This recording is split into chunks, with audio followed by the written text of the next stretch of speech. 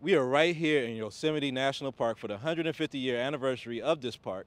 And today I'm going to talk to the director and the star of Planes, Fire, and Rescue. Y'all just keep it locked right here to BlackTree TV. Yeah, I can still remember when that siren would scream. They'd be out the door and flying right to the scene. Whoa!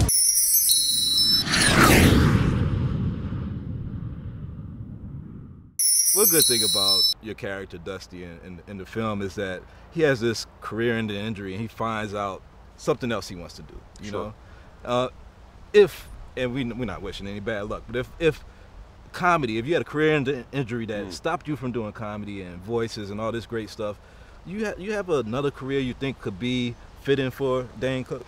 I've always enjoyed, not a lot of people know, but I've always done the cover art from my albums. I've always worked on the graphic side of things. I think if my comedy license was revoked, then I would probably want to go into something, behind the scenes in the creation of, posters and that kind of thing. I think I could do some good there. Okay. Now, you're such a physical comedian. I know you just finished the Under Oath tour, but I remember your jokes about people getting hit by cars. You're always like so big and stuff. So how much of a challenge was it to be able to relay your character just through voice without being able to use your physical talents? Well, it's really a testament to the animators, because when I get in the booth, they tell me to go for it. They're just like, really just have a blast in there. We want to capture the heart, the fun, the excitement, and so don't be afraid to let loose. So they actually have cameras in the booth, so it's not just a vocal audio recording, but they're looking at what kind of facial expressions I make, where are my arms going. Gives the animators more to play off of, and I get to really have more of my essence in the character. Right. We're in a national park. We're in Yosemite, and the movie is set, in the backdrop of these type of parks. Sure.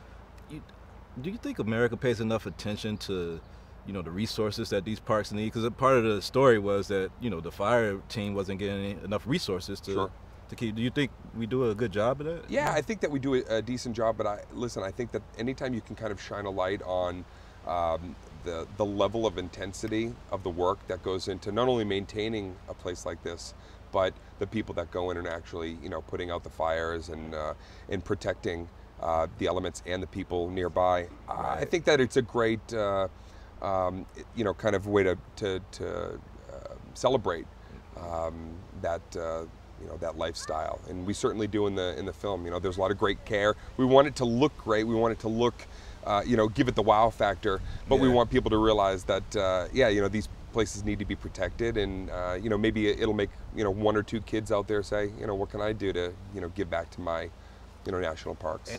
And it shines a big light on the true heroes, which are these people that jump from planes into the middle of Hades fire to put out fires to save the rest of. I'm glad that the movie sheds a light on that. I mean, absolutely. I mean, these brave men and women, the firefighters and the smoke jumpers and people that go in and do this day in and day out. Literally every day. We get to go in and watch a film and be entertained and wowed and educated as well. But that's what these people get up every morning and do for a living, and I have a great deal of respect for that, and I really hope it comes through in the character. Now, Dusty's character, once he goes in and he's doing his training and certification for fire, he's finding a new joy from the racing. He's finding fulfillment and giving back. Right. And I don't know, I'm sure you give back to a lot of things, but can you just tell us how fulfilling it is as an icon, as an artist, to be able to be in a position to give back to your community sometimes? Oh, it's always the greatest part.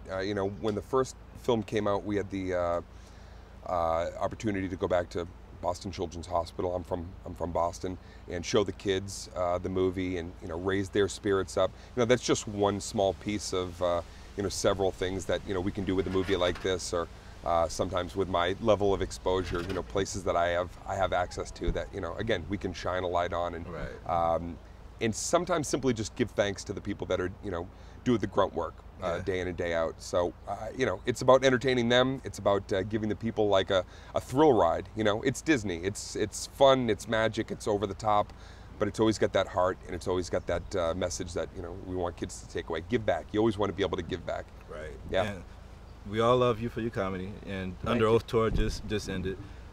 Asking you, greatest comedy tour that you wasn't in, that that you watched or listened to on a record, or I mean, what's your favorite? There's a lot. I mean, I was definitely influenced by well, growing up, Bill Cosby himself, and what came out of that tour and that special. I think it changed the kind of momentum of my life and career. So that's one of so many that I watched and was a part of. But I got to meet Bill Cosby, and I thanked him for that special. I said, I think you gave me the stuff that I needed to go for my own dreams. Wow. Yeah. Thank you, man. Thank you for your time. Thanks, Ray. You're watching BlackTree on TV, only on Soul of the South.